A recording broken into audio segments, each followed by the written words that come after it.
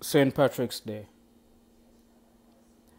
I'm pretty sure a lot of you guys have heard about St. Patrick's Day. I've never been to any of these parades. I've never been to a St. Patrick's Day party. I've never done so. And it's not because I hate the whole celebration. It's mostly because I just wasn't interested or I'm just busy. And I'm a guy who I like to be home a lot, you know. The older I get, the less I tend to go out. But yesterday, and I've seen this every year, but yesterday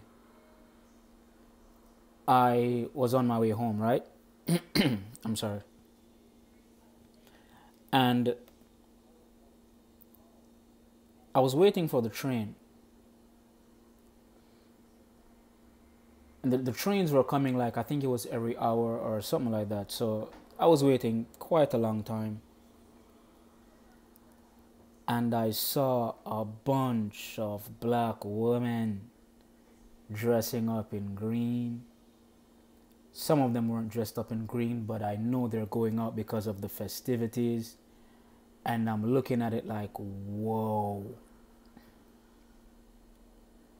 Just a month and a half ago, these people were celebrating Wakanda and Black Panther and wearing dashikis. I noticed during the Christmas time when some black folks try to endorse Kwanzaa, you have a lot of black folks who don't care much about that. And I see this every year. And we know what a lot of these women are going to do, right? They're going to find some white guy to have sex with or to hook up with, whatever. But I saw some brothers doing it too. Gay guys, you know, I'm talking black people here. And it's something I don't understand. I try not to understand it. But I realize that black people don't like their own culture. And it's the same for Jamaica because I was in Jamaica last year, and do you know that Jamaicans are now celebrating Halloween? I've never in my entire life being born in Jamaica ever seeing people celebrate Halloween. Jamaicans are now celebrating Halloween. It has gone to the point where one of our elders in Jamaica called Muta Baruka, he has been cussing up a storm on the radio because he's trying to keep the Jamaican culture alive.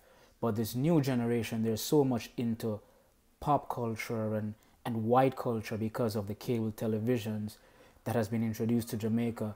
We are losing our culture in Jamaica.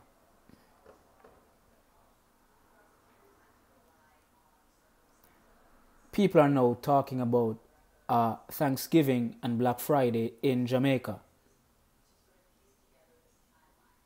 This is not our culture. And here in America, you have black Americans and other black people. Not all of them, but you know, some are guilty of it, who celebrate St. Patrick's Day and every single white holiday that there is. Why is it that black folks love to try to fit in with white folks and white folk culture all the time? But yet and still, they neglect their own culture to be a part of white people's culture. Black people love white folk. Black people love white folk. A lot of people are going to get upset with me, right? When a lot of people were marching for the civil rights movement, it wasn't just for civil rights. They wanted access to white folks. They wanted access to white pussy, and white dick.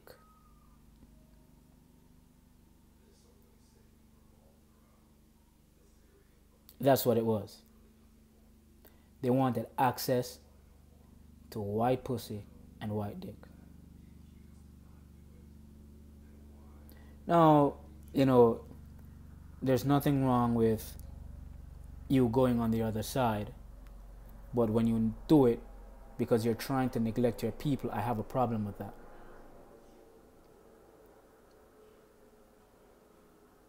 I have a problem with that. I notice black folk put in way more effort to party and celebrate other people's culture but their own. And they fight with people in the black community and the elders who are trying to sustain our culture.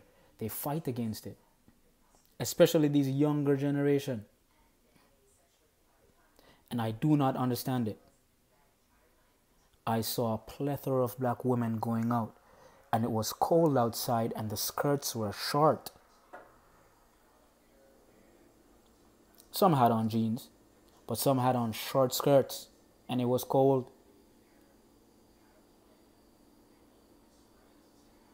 Now, I'm not going to go into the history of St. Patrick's Day and the guy St. Patrick, that's not even his real name. He was a saint, and they said he chased away snakes from Ireland. But Ireland is cold. Snakes do not live in cold areas. But I won't go into that. But they didn't like black folks. A lot of them were what do you call those? They were slave traders, and they were slave catchers. And to this day, a lot of Irish people are on the police force. And the other day, we've been having a lot of black people getting shot by white cops.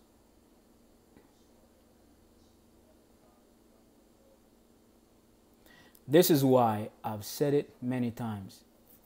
We cannot save everybody in the black community.